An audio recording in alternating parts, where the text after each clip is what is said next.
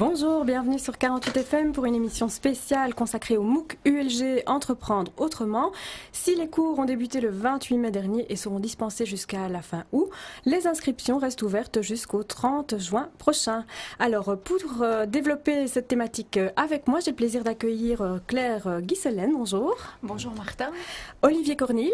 Bonjour. Et Pierre de Mulenard. Bonjour Martha. Alors, je vous propose de commencer par une présentation de vos différents profils. Je sais que vous avez des CV super impressionnants, mais je vais vous demander d'être bref. Donc, moi, je suis attachée économique et commerciale pour la WEX au Japon depuis 13 ans. Et mon métier consiste à apporter mon soutien aux entreprises belges qui souhaitent développer leurs affaires au Japon. Et d'autre part, attirer ou sensibiliser les entreprises japonaises à investir dans notre pays comme pied-à-terre pour se développer en Europe ou en Afrique. De votre côté, Olivier ? Eh bien, moi, je suis gradué en comptabilité et gestion d'entreprise. J'ai eu la chance de travailler dans différentes entreprises petites, moyennes et grandes. Je ne peux pas toutes les citer, mais j'ai travaillé chez RTL TVI, j'ai travaillé chez Nippon Airways et j'ai pu créer une entreprise Opal il y a quelques années. Et alors, on termine par vous, Pierre ? Eh bien, moi, je suis ingénieur. J'ai fait mes études, puis j'ai préparé une thèse de doctorat. Et sur base des résultats de cette thèse, j'ai créé ma propre société, la société Iris, basée à Louvain-la-Neuve. Et cette société est une société qui développe des systèmes d'intelligence artificielle dans le domaine de la reconnaissance intelligente de documents. Donc, cette société s'est très bien développée et quelque part à développer un business tout à fait international en relation également avec de très grosses sociétés multinationales auxquelles nous vendons nos technologies. Claire, je me tourne vers vous. Est-ce que donc c'est vous qui avez choisi d'inviter ces deux personnalités ? Est-ce que vous pouvez me dire pourquoi ? Oui, donc il y a, je pense, 3 grandes raisons. La première est commune à Pierre et Olivier, c'est qu'ils ont un lien important avec le Japon. Et donc ils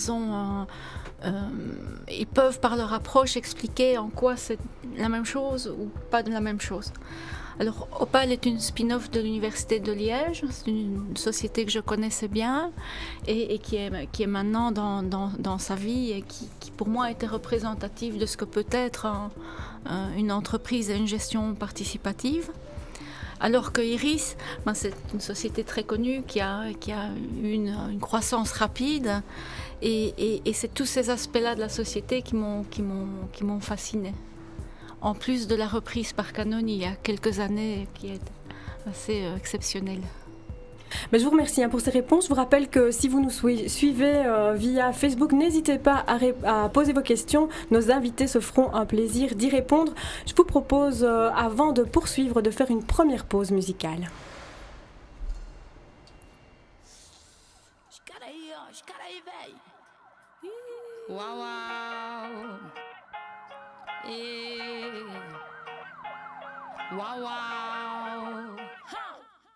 Jogado na cela, chorando, perdido. Fico esperando o momento pra dormir mais tranquilo. Esquecido, inocente, advogado falido.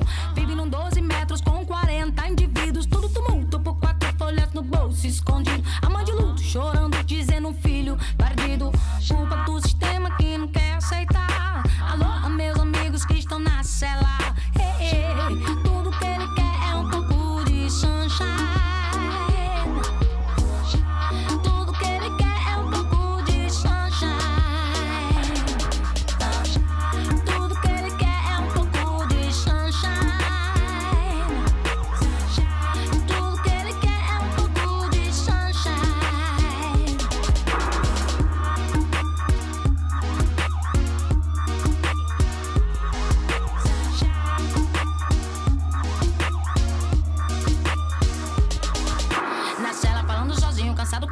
Abatido, fica rezando que o guarda da noite não seja corrompido. Acendeu um cigarro e pensou na mulher. Será que tá na cama com outro mané?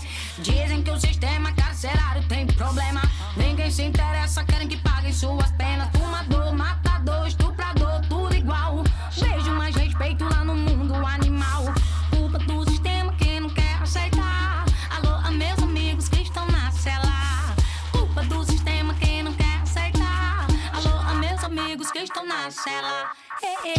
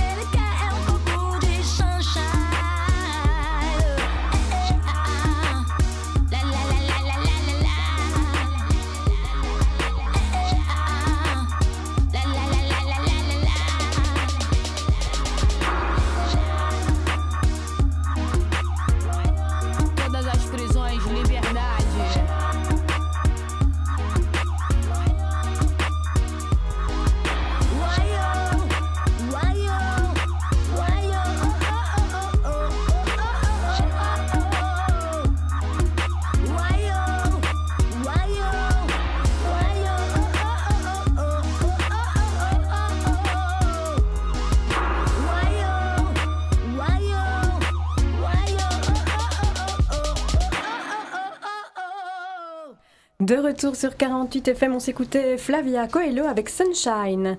Je suis toujours avec Claire Guisselaine, Olivier Cornil, Pierre Mulenard et on parle de entreprendre autrement. Alors on l'a évoqué dans l'intro, vous êtes ici dans le cadre d'un MOOC ULG et ce MOOC propose de découvrir un nouveau modèle de gestion d'entreprise mais aussi d'envisager autrement sa fonction, son rôle de leader. Est-ce que, Claire, vous pouvez me dire comment est structuré ce MOOC ? Donc, le MOOC a été structuré en 5 semaines de cours et chaque semaine correspond à un chapitre. Les 2 premières semaines sont consacrées aux valeurs dans l'entreprise, à ce qui fait bouger les gens, à ce qui les fait vivre et vibrer. Et les 3 dernières semaines sont consacrées aux structures et comment ces structures peuvent promouvoir ces valeurs au jour le jour. Donc c'est ainsi que nous avons conçu le MOOC qui a pour vraiment comme objectif de susciter une réflexion personnelle auprès des personnes qui l'écoutent. Ok. Et alors, ce MOOC, il est vraiment basé sur une méthode de management particulière, celle du japonais Kazuo Inamori. C'est un patron de légende, mais aussi un moine bouddhiste. On va le voir, il a une personnalité assez particulière. Et on va d'ailleurs évoquer sa méthode. Mais j'aimerais savoir d'abord, vous, personnellement, quel rapport vous avez avec le Japon. Et je me tourne vers vous, Pierre, peut-être pour commencer. Eh bien, moi, en tout cas, je me suis découvert un point commun avec Olivier. C'est que pour tous les deux, notre premier voyage au Japon date de 1985. Et donc, nous avons une expérience du Japon d'aujourd'hui, mais du Japon de hier. Et en fait, dans le cas d'Iris, nous sommes des développeurs de technologies. Donc, j'ai développé des technologies qui avaient un marché mondial. Donc, assez rapidement, l'idée était de quelque part développer des partenariats aux États-Unis et au Japon. Et donc, j'ai été, avec ma petite valise et mes prototypes, essayer de rencontrer toute une série de sociétés au Japon. Déjà à l'époque, c'était un acteur important sur le marché. Oui, c'était un acteur extrêmement important à ce moment-là, puisque le Japon était en plein boom. Je dirais, on parle beaucoup de la Chine aujourd'hui, mais à l'époque, c'était évidemment le Japon qui était vraiment le tigre asiatique et vraiment un pays qui était absolument vénéré partout pour son innovation et son développement technologique. Et ce qui s'est passé par la suite, c'est que, un petit peu par chance, nos technologies n'étaient pas trop mauvaises, on a réussi à convaincre un certain nombre de sociétés de travailler avec nous, et notamment des sociétés comme Sharp, Panasonic, Fujitsu, etc. Donc j'ai cette expérience de travail avec des Japonais, et comme l'a dit Claire un peu avant, donc plus récemment, donc vers 2008, j'ai décidé d'essayer de développer un partenariat tout à fait stratégique avec la société Canon. C'est un partenariat qui s'est développé par étapes, donc il a commencé en 2008. On a d'abord fait un accord pan-européen, et puis finalement, comme ça marchait extrêmement bien, en 2012-2013, j'ai négocié l'intégration de la société Iris dans le groupe Canon. Donc j'ai cette expérience de travailler avec des grandes sociétés japonaises. C'est un pays évidemment fascinant, ce sont des gens extrêmement attachants, et donc j'ai un parcours avec les Japonais qui est tout à fait positif. Eh ben, vous allez nous en faire part dans quelques instants. Pour vous, Pierre ? Olivier, pardon. En fait, moi j'ai eu la chance de diriger le bureau d'une compagnie aérienne japonaise, All Nippon Airways, qui vole sur Bruxelles aujourd'hui, pendant 12 ans. Ça m'a permis de découvrir la culture du Japon autrement que celle du touriste et d'apprendre à travailler avec eux, d'essayer de comprendre leur mode de fonctionnement. Et finalement de tomber amoureux d'une société, d'une culture que j'admire encore toujours aujourd'hui. C'est toujours un plaisir de retourner au Japon. Et pour vous alors, Claire ?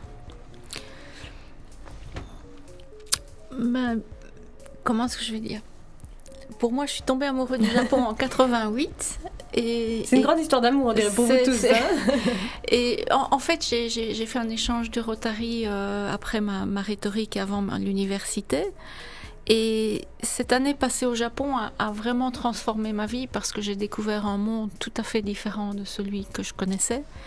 Et une immense gentillesse chez toutes les personnes que je rencontrais. Un accueil vraiment bienveillant qui m'a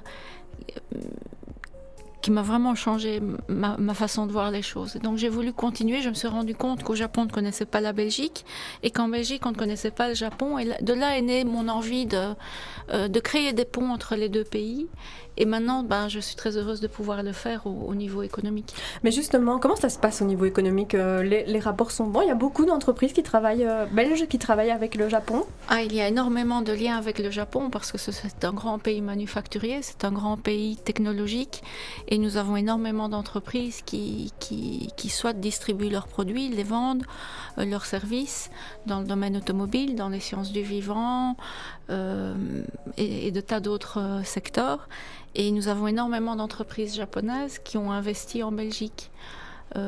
L'année dernière, dans les sciences du vivant, nous avons eu 5 entreprises qui ont investi dans les entreprises wallonnes pour un montant équivalent à 950 millions d'euros. C'est pas rien. Donc les échanges sont très, très nourris.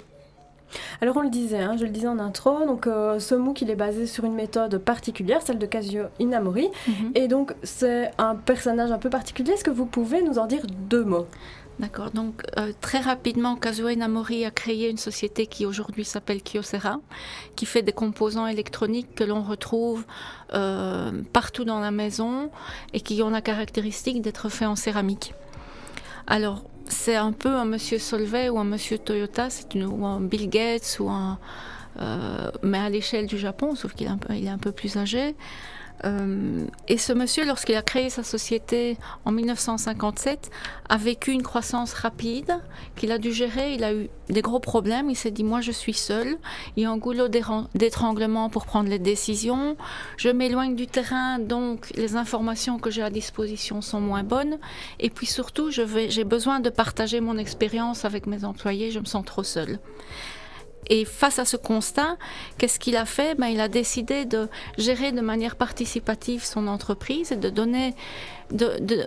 d'offrir les mêmes responsabilités que lui avait à ses employés pour mieux se comprendre et pour éviter les dysfonctionnements ou la mauvaise communication. Et de là est né petit à petit le système qu'il a mis en place, qui est un système en essaim, où une constellation de petites entreprises travaillent ensemble et collaborent et forment un groupe en fait. On va parler plus amplement de cette méthode, mais d'abord je voudrais me tourner vers vous, Pierre et Olivier, puisque donc quand on fonde son entreprise, pour vous en tout cas, elle a grandi très vite. Est-ce qu'on est tout de suite apte à manager comme ça des gens ? Comment est-ce qu'on aborde ça de prime abord ? Disons, en ce qui me concerne, c'est sûr que j'ai démarré cette société absolument sans aucune expérience, ni commerciale, ni de management, ni de gestion des personnes, tout simplement parce que c'était mon premier emploi. Donc j'ai créé cette société juste après ma thèse doctorat. Donc il est évident qu'on doit apprendre beaucoup de choses dans beaucoup de domaines et que comment ça s'apprend ? Mais ça s'apprend sur le terrain, en observant, en lisant beaucoup, en discutant avec d'autres personnes. Et forcément, ça veut dire qu'on fait les choses pas bien, puis un peu mieux, puis encore mieux, et qu'on évolue et on change graduellement, je dirais, ses propres méthodes, ses propres convictions, mais également l'organisation de sa société. Donc on ne gère pas une société de 15 ou de 30 personnes de la même façon dont on gère une société de 250 ou de 500 personnes ou de 1000 ou de 10 000 personnes. Donc tout ça doit évoluer évidemment. Mais bon, la société, c'est un être vivant, et nous sommes des êtres apprenants, et donc on peut très bien s'adapter à tout ça. Et vous, Olivier, quelle expérience vous partagez Mon parcours sera plus classique. J'ai débuté comme employé dans une entreprise que j'ai quittée. J'ai commencé dans une autre entreprise ensuite. Et finalement, j'ai eu un poste de direction beaucoup plus tard. Donc j'ai pu profiter de l'expérience acquise d'un métier précédent pour comprendre ce qu'était la direction. Mais j'ai continué d'apprendre pendant ce temps-là aussi, en suivant des formations, en parlant et en partageant mes expériences avec mes collègues et partenaires. Et donc voilà. Mais je n'ai pas, comme Pierre, démarré directement ma vie, ma carrière en créant une entreprise. Oui, mais tout ça fait partie des expériences et justement, on apprend tous les jours. Voilà. Je pense que c'est un petit peu le sens de la vie. Les choses ne sont jamais acquises. Il faut se remettre en question en permanence.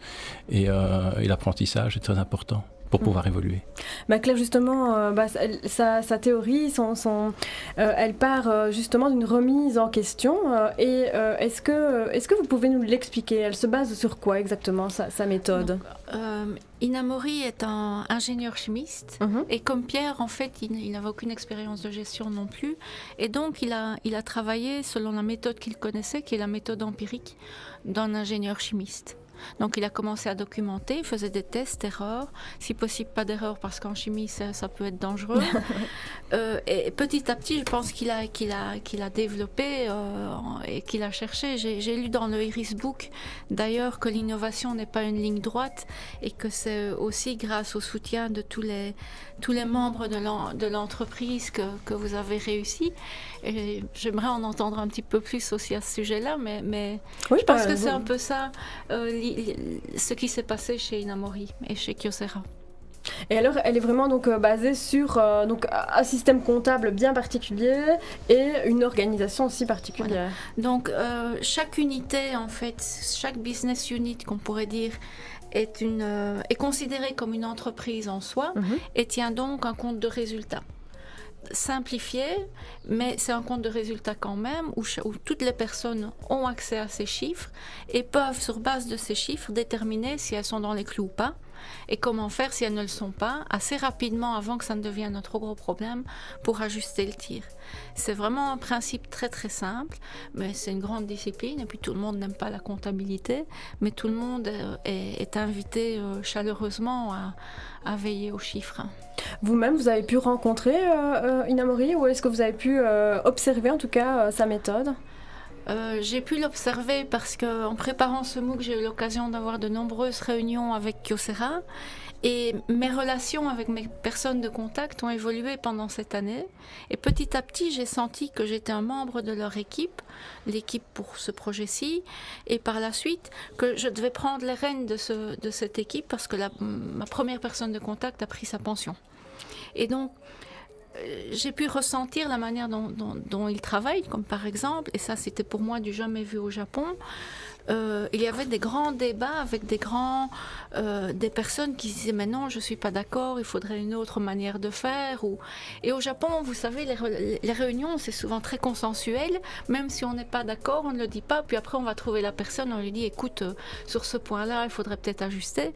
Mais là, vraiment, ouvertement, toutes les personnes avaient des débats en présentant leurs idées et veillaient à ce que la décision finale soit en adéquation avec l'objectif de la réunion ou du projet. Donc ça, pour moi, c'était vraiment très particulier. Au Japon, j'avais jamais vu ça en tout cas. Et je parle longtemps, je pense. Non, il n'y a pas de souci. Olivier, vous, est-ce que vous aviez entendu parler de cette méthode? Est-ce que ça vous inspire quelque part? La méthode, oui, j'en ai entendu parler. Pas directement comme méthode Kyocera, mais plutôt au niveau d'un management participatif. On entend de plus en plus souvent le management participatif, que ce soit dans notre entourage direct ou en général dans le monde de l'entreprise en Belgique, parce que ça permet d'impliquer plus d'individus dans la gestion de l'entreprise. Ce qui manque, je pense, aujourd'hui, où chaque entreprise jusqu'à aujourd'hui était gérée par un individu seul qui prenait toutes les responsabilités, toutes les décisions. Ce qui n'est pas le cas forcément au Japon.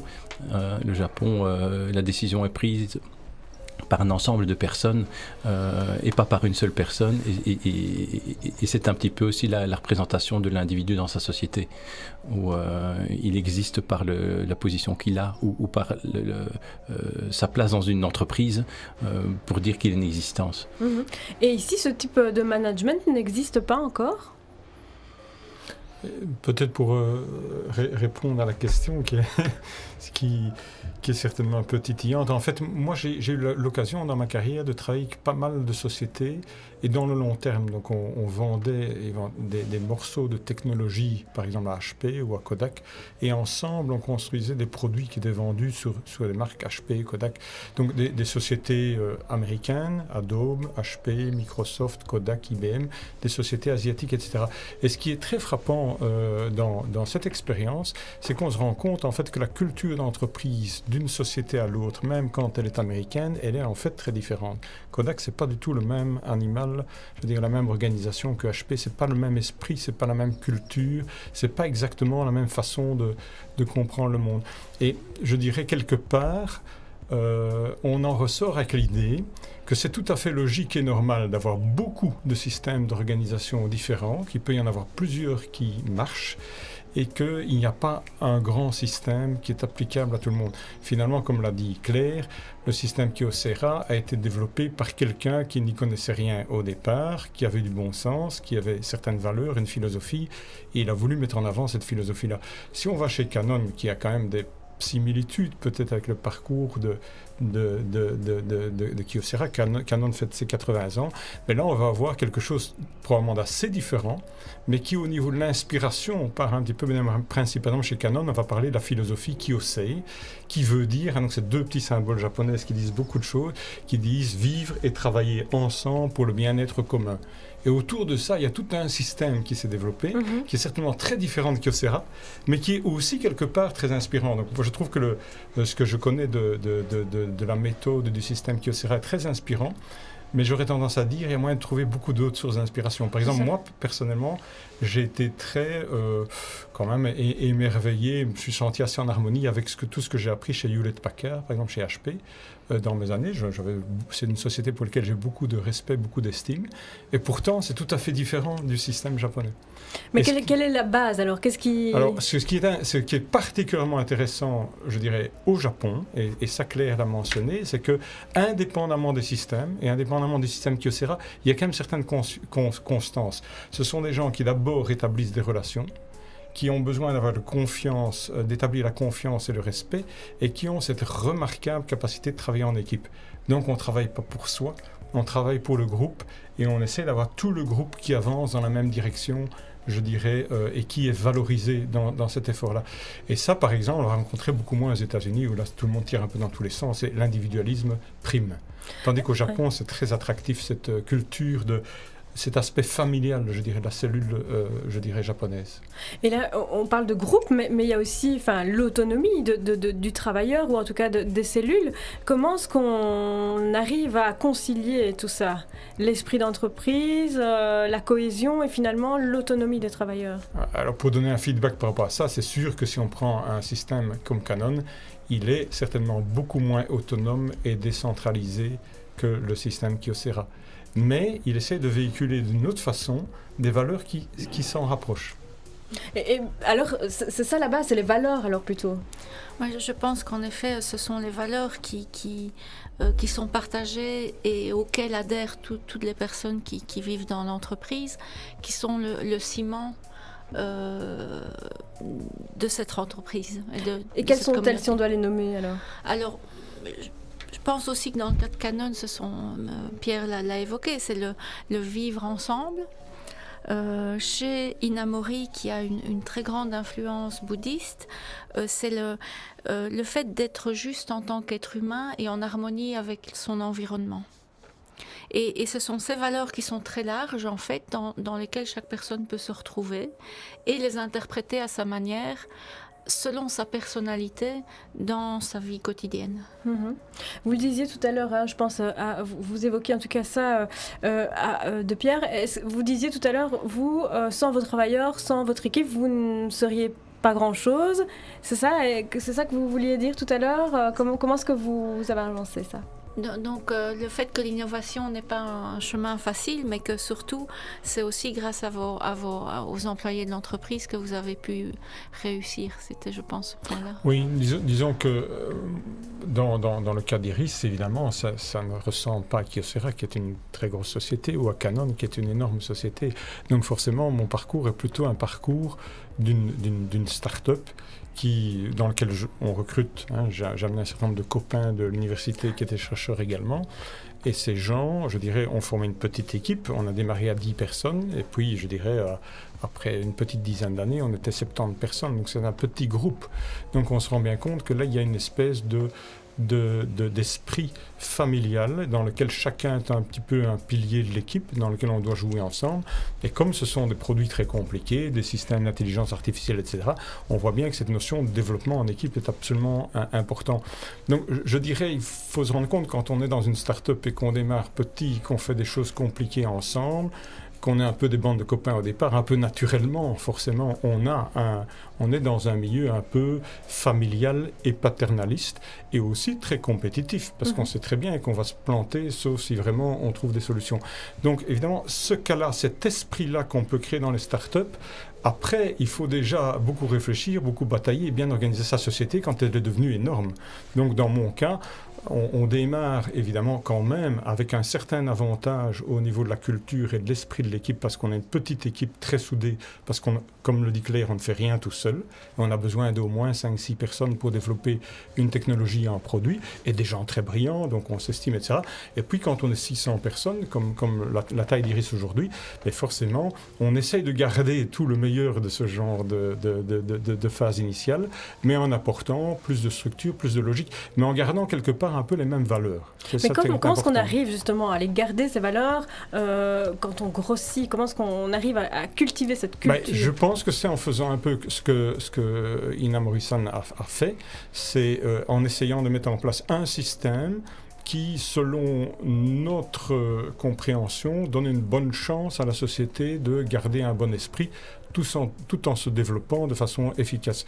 Donc je pense que dans la mise en place du système de gestion, il y a la recherche de quelque chose dans lequel les membres du personnel, les membres de l'équipe, les membres de la famille vont se retrouver, vont se sentir si possible aussi bien qu'avant. Donc c'est vraiment la mise en place du système et de la culture d'entreprise et des valeurs de l'entreprise qui est fondamentale. Et pour vous, Olivier? Oui, je pense que ce qui est intéressant de voir, c'est aussi dans la culture japonaise, et Claire l'a dit tout à l'heure, c'est cette espèce de mise à l'épreuve. Quand on rentre dans une entreprise japonaise, la première année est assez compliquée, parce que c'est une culture qui est différente, une manière de travailler qui est différente, et constamment on est mis à l'épreuve. Je pense qu'on est mis à l'épreuve pour voir si on peut adhérer à la culture d'entreprise et si on va pouvoir investir dans la personne sur du long terme. Soit ta personne reste, soit elle quitte. Si elle quitte, c'est qu'elle ne correspondait pas aux valeurs que l'entreprise veut véhiculer. Et finalement, c'est sans doute une bonne chose pour l'entreprise. Et une bonne chose pour la personne aussi, puisqu'elle ne se serait jamais sentie bien.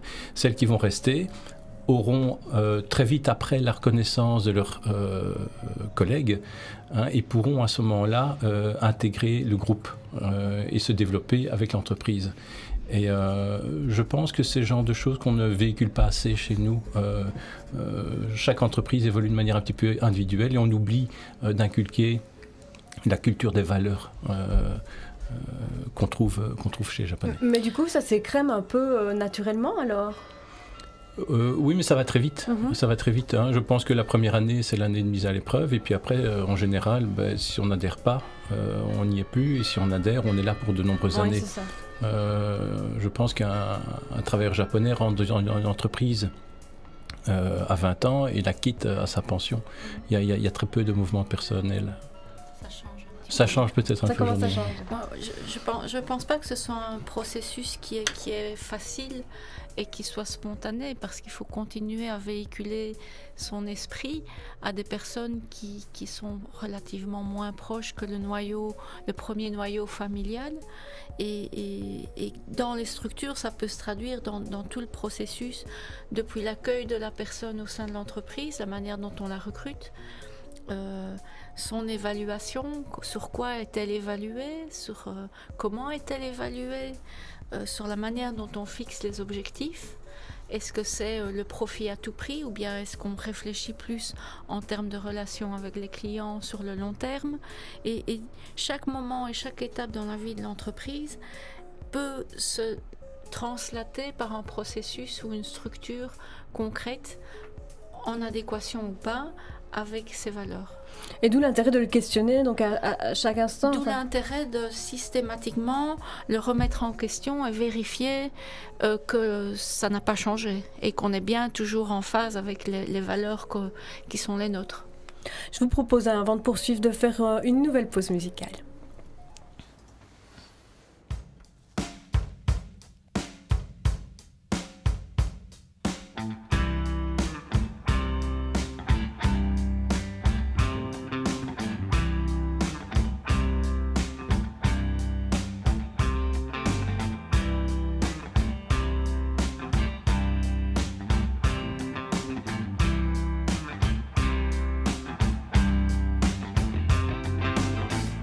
Bless my heart, bless my soul.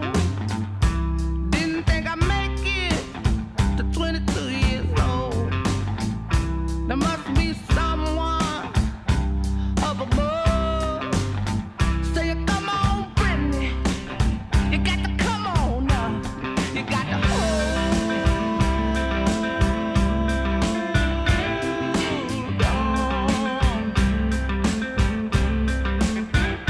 Yeah, you got to hold on.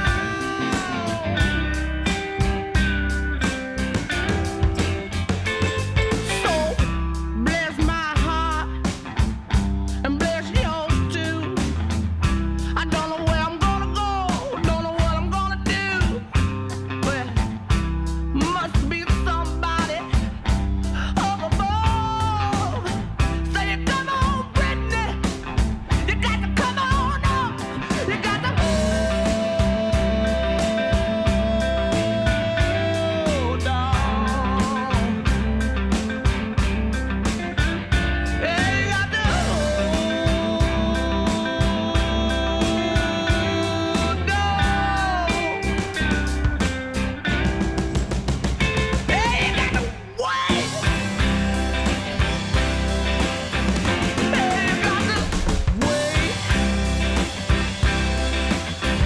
But I don't wanna wait. I don't wanna wait. So bless my heart, bless my mind. I got so much to do, I ain't got much time. So must be someone up above. Say, come on, girl, yeah, you got to get back up. You got to hold on. Yeah, you got to hold on. Yeah, you got to wait. I don't wanna wait. But I don't wanna wait. No, I don't wanna wait. You got to hold on. You got to hold on. You gotta hold on. You gotta hold on. Toujours à l'écoute de 48 FM, émission spéciale MOOC ULG. On parle d'entreprendre autrement avec Claire Guisselaine, Olivier Cornil et Pierre Mullenard. Voilà, alors on a beaucoup parlé de mode de gestion et de culture d'entreprise. Je voudrais introduire un autre aspect qui me semble très important, c'est l'aspect culturel. Donc, est-ce qu'est-ce qui est caractéristique aux Japonais? Tout à l'heure, hors antenne, vous parliez d'individualité, d'autonomie. Est-ce qu'on peut recontextualiser un peu tout ça? Donc, le Japon, comme de nombreuses sociétés asiatiques, est une société où la communauté est très importante et la société est importante. Il faut y être intégré.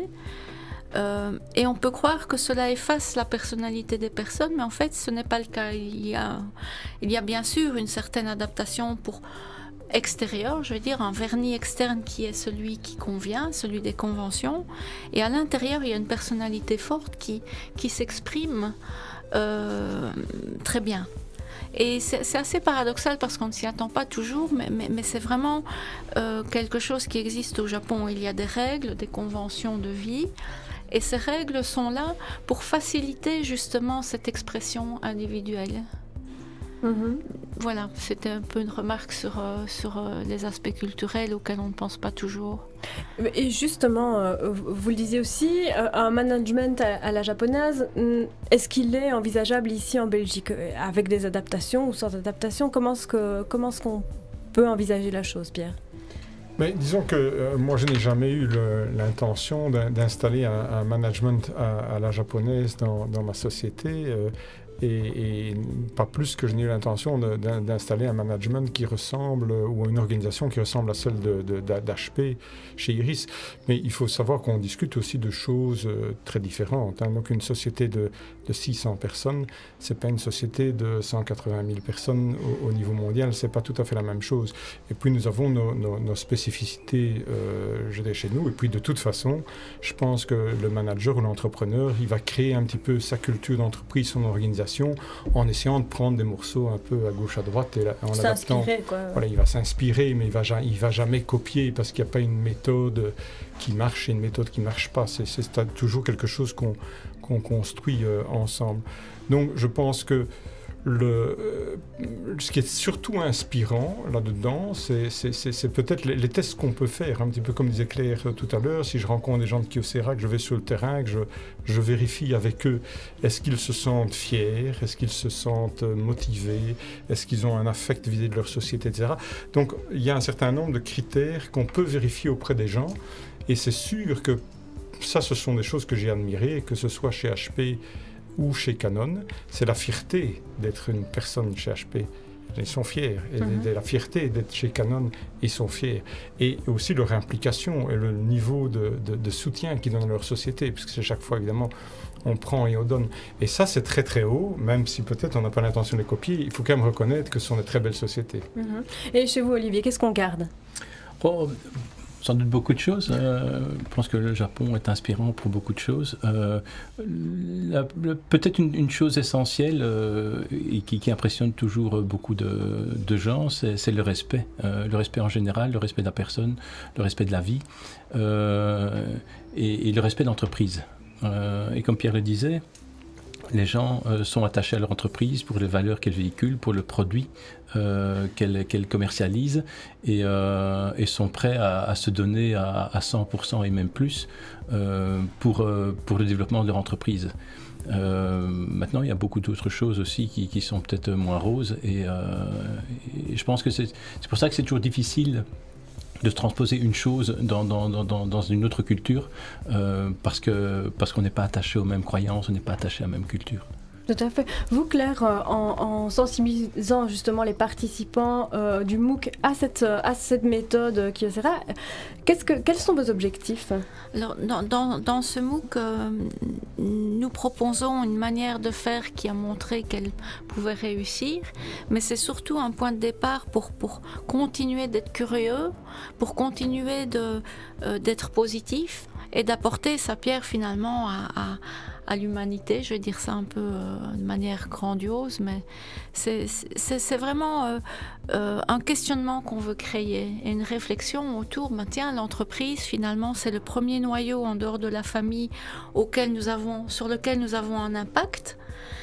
Qu'est-ce qu'on peut faire pour que cet impact soit positif? Et ça, c'est juste la réflexion. Et au départ de cela, après, chaque personne peut l'intégrer selon ses propres croyances, sa propre situation et gérer les choses en fonction.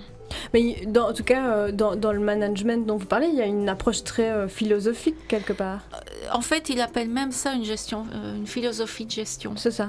Toute la méthode, les méthodes de gestion qui sont appliquées par Kyocera sont des méthodes de gestion qui sont connues partout dans le monde. Il n'a pas inventé un modèle pour commercialiser mieux ou pour mieux créer. Ce n'est pas ça du tout. Ce qui est vraiment original chez Inamori, c'est la manière dont il vit ses propres valeurs et dont il les partage avec l'entreprise, avec les membres de l'entreprise.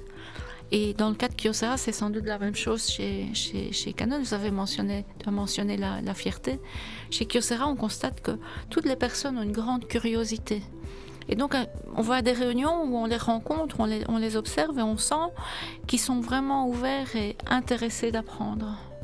Et ça, pour moi, c'est quelque chose qui est très frappant. C'est ça, et qui est caractéristique. En tout cas, on ne le voit pas partout. C'est ça.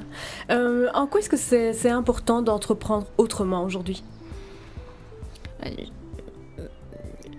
pense qu'on est à un moment où la société se questionne. Il y a énormément de difficultés, en tout cas en Europe, la situation n'est pas spécialement facile.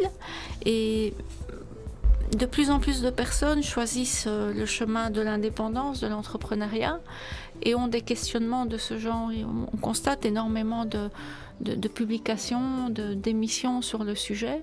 Je crois que ça tombe un peu assez bien, je pense, dans cette société qui est vraiment à une charnière.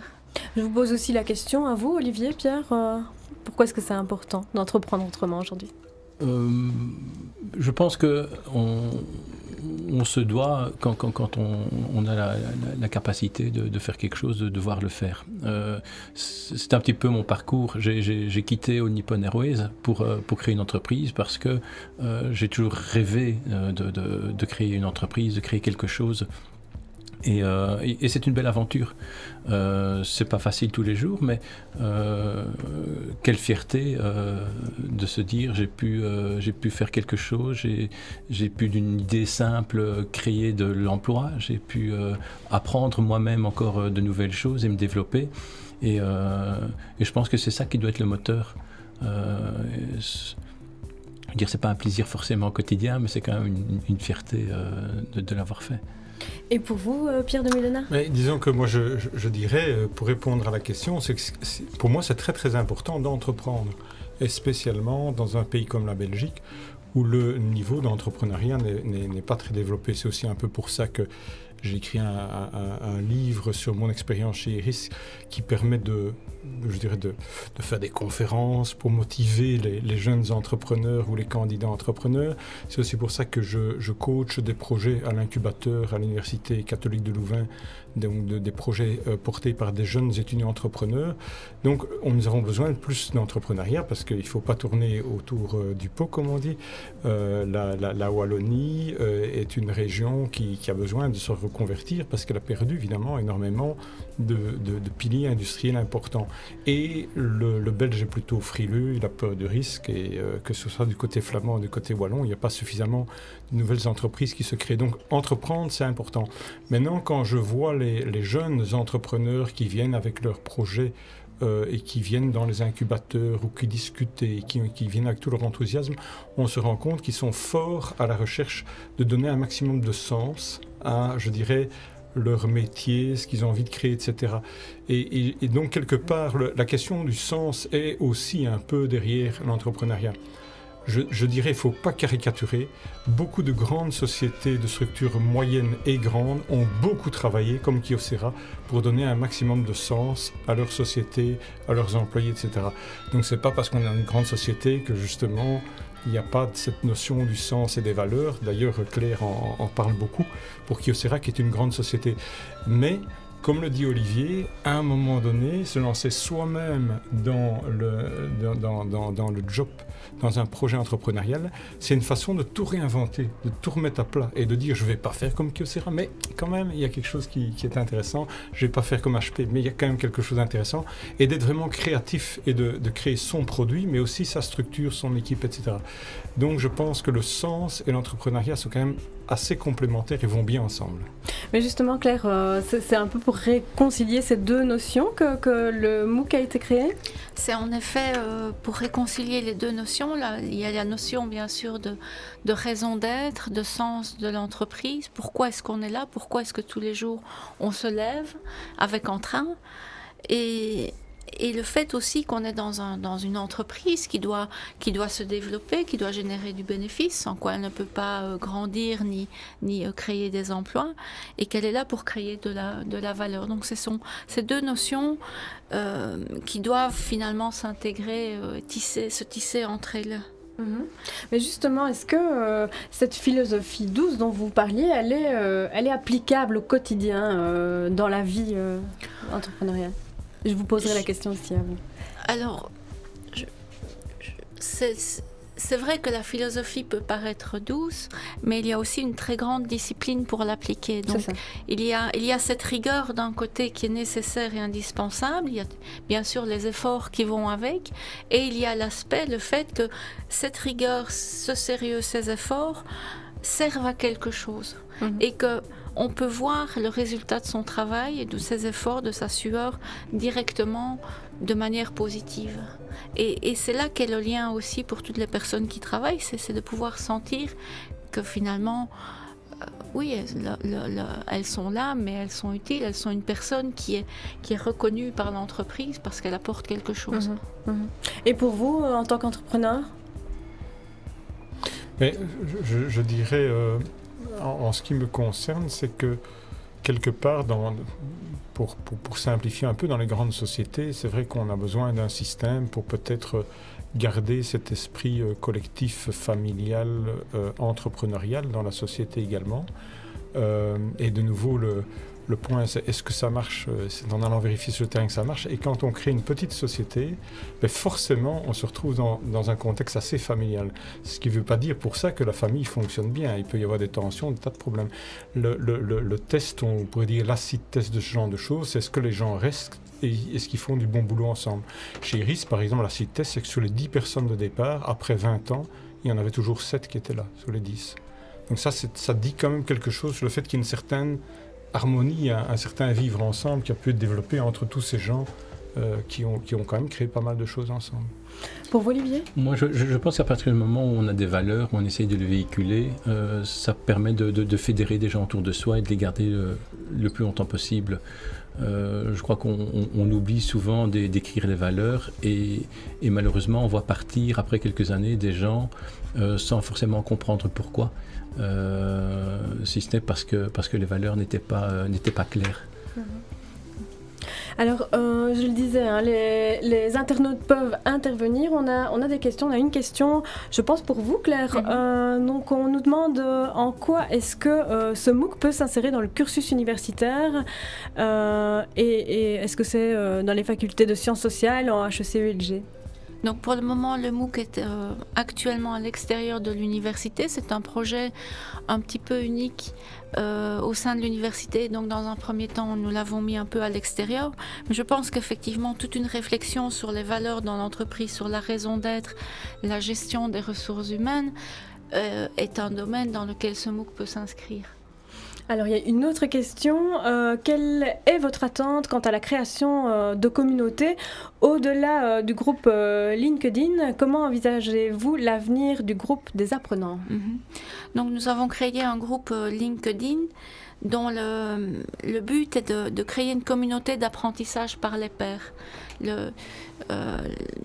En discutant entre chaque personne peut venir soit avec ses idées, ses réflexions, ses difficultés, et en échangeant avec des personnes qui sont aussi sur le terrain, on peut partager, avoir de nouvelles idées. Donc c'est vraiment créer une émulation qui peut faire tache d'huile et continuer de grandir grâce à ses pairs. Et d'un autre côté, c'est aussi un laboratoire pour une thèse pour évaluer le dispositif digital et en quoi le monde digital et le monde virtuel peut aider à transmettre ses valeurs ou à discuter de ses valeurs et à les mettre en œuvre.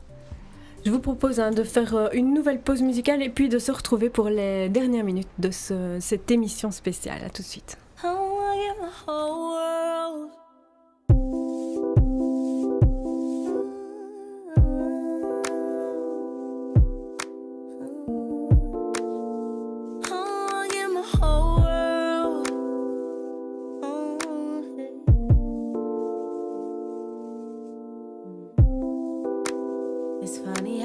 never change.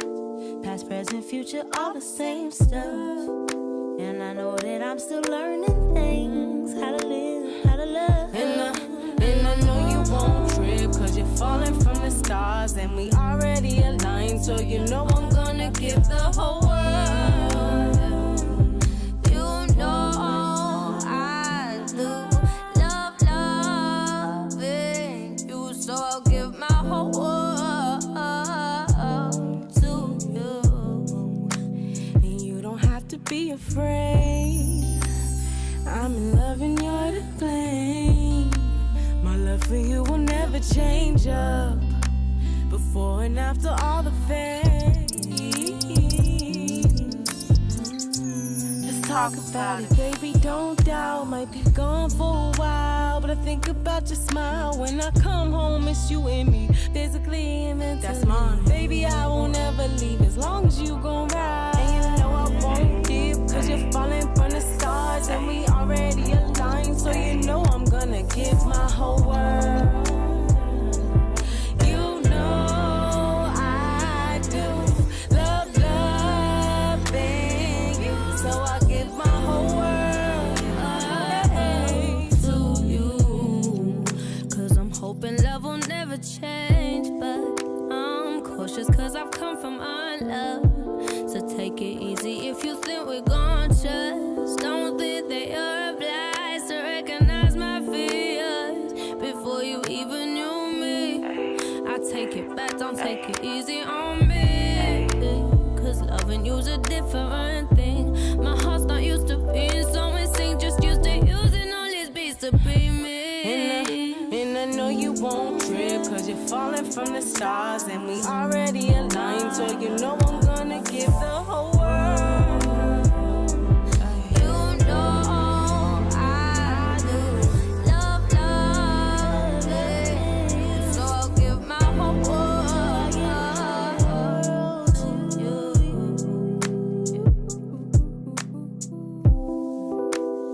Some things will never change, but I'm hoping that'll never change us. Be a pity if I stayed the same. If I'm growing, I need you to grow up. It's funny how I found my flame, reflection of our creator. And I'm loving that he feel the same way. And I know my friends, they all gon' flame us. We a trip, falling from the stars. And we already aligned, so you know I'm gonna give the whole world. You know I do love loving you. I'll give my whole world to you.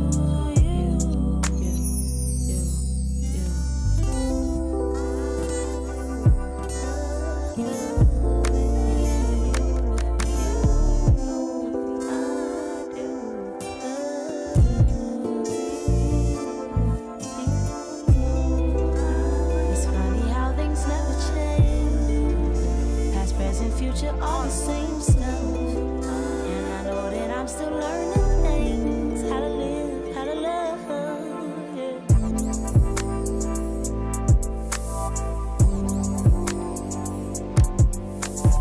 World, world, world, world, world, world.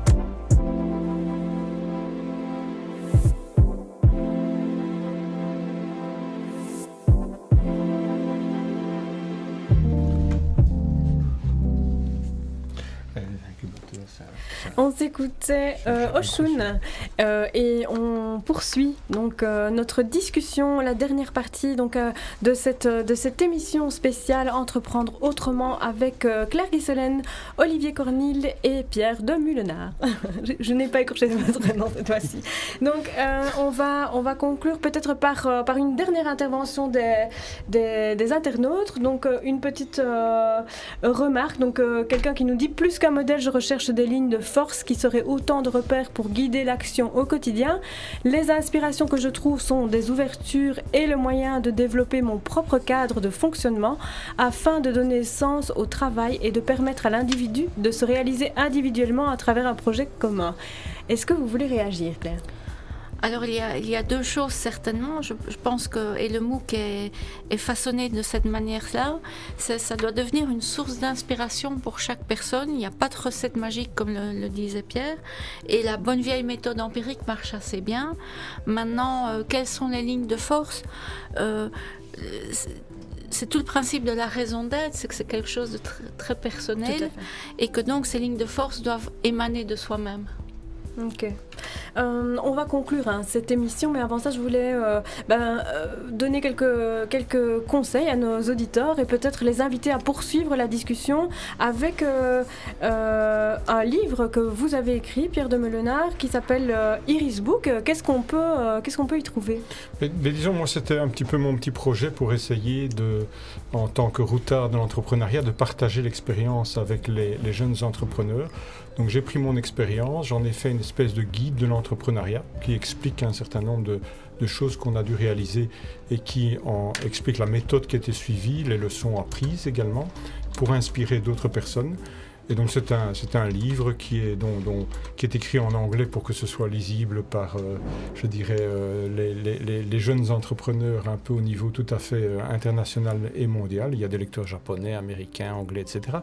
Et il y a un site qui explique en fait le projet, qui explique le soutien, les conférences qui sont organisées autour de ce thème-là également, qui donne des vidéos, des interviews et qui comprend toute la façon de se procurer. Le site, c'est très simple, c'est iris-book.com, donc iris-book.com.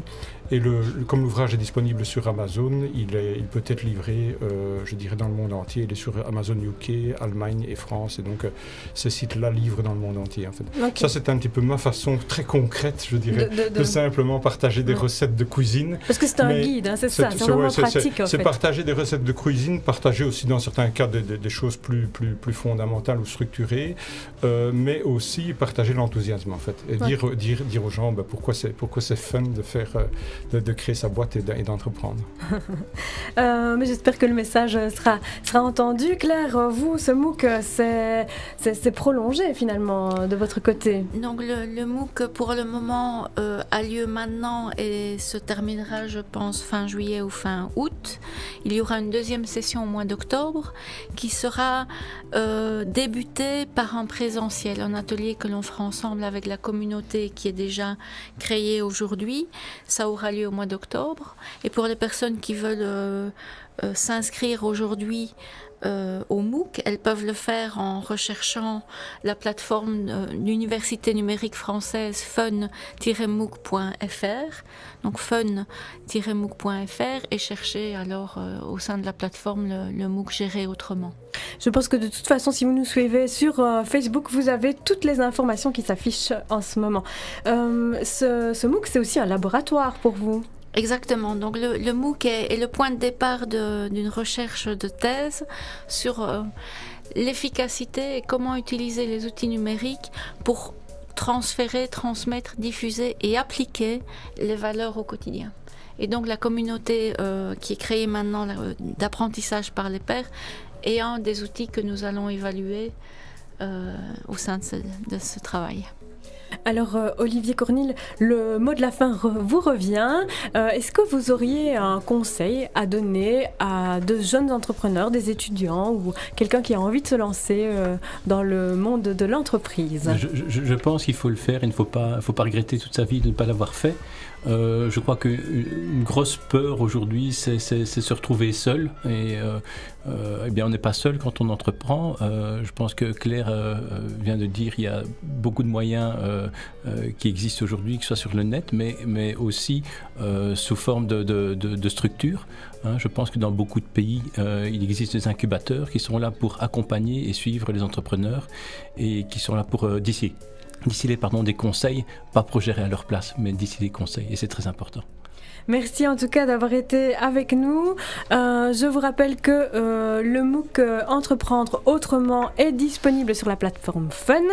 Je vous propose de se quitter en musique avec Musique Soldier de DJ Vadim. À très bientôt sur les ondes de 48 FM. Music Soldier, gonna bring to you Music Soldier. Hear the march on when the music of the ears of music soldier. Here to bring you joy, music soldier. Gonna march on when the music in my ears of music soldier. When the crowd does scream, yeah, music soldier. Gonna bring you music, music soldier.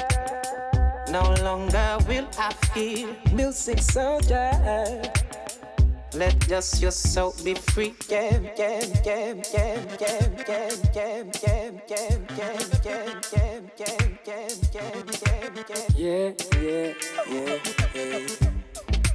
When the world is on your shoulders and the dream is so far away, when the world has got you colder, battling the walls that we face, when the day turns to night and the morning seems so far away, when your dreams don't come true and your fears that live inside of you, all the day and all the sunshine, all the world can be so unkind. When the world brings you blue, let this sound inside of you, music soldier. Marching on to the music of the love, yeah, music soldier, yeah. Just listen inside your ears, music soldier. As the beat and the bass does play, music soldier. In your mind and in your ears. Lyrical warrior on the front line. Music soldier speaking to your mind. If you really wanna seek, you shall find. Answers won't make you wise, so keep a rocking on down the line. Backers every day, all the while. Keep a fighting, struggling right. Can't stop, can't quit, we be rolling like road show. Studio session every day, on a mission every other day. We be on the plane, not for the paper or the fame, just for the thrill of bossy lyrics every day. Riding the rhythm and you know we can't stop. Peaceful warrior, we killing it on the truck. Musical murder, we done that. Play a fire upon the mic, you know we just a chat. Music soldier, marching out to the sound of the beat. Music soldier, gonna bring you music, music soldier. Let the world just take you away, music soldier. Bringing you joy. Man a music soldier, left the war in the streets. When we day in the studio, I make the top piece. Man a music soldier, and we can get defeat from the violate, we turn on the heat. I'm on a music soldier, left the war in the streets. When we day in the studio, I make the top piece. Man a music soldier, and we can get defeat from the violate, we turn on the heat. Yeah. When we reach in the studio, we know we come alive. The music give me inspiration and it give me vibe. It help release the stress, we get caught up on me mind. When you search for the key and the key you go find. Music is a mission, not a competition. A big styles and the flows and whole heap of pattern. That's why we have whole heap of legend who did make songs. That's why we have to sing this year one, it's the bomb. Music soldier. Oh no. Music soldier. Gonna bring you music soldier. Yeah, the march on in the music of the love, music soldier. Here to bring your joy to your music soldier. Dancing feet I do see, music soldier. Bringing you joy and peace, music soldier. Turn off your TV screens, music soldier. We won't leave quietly.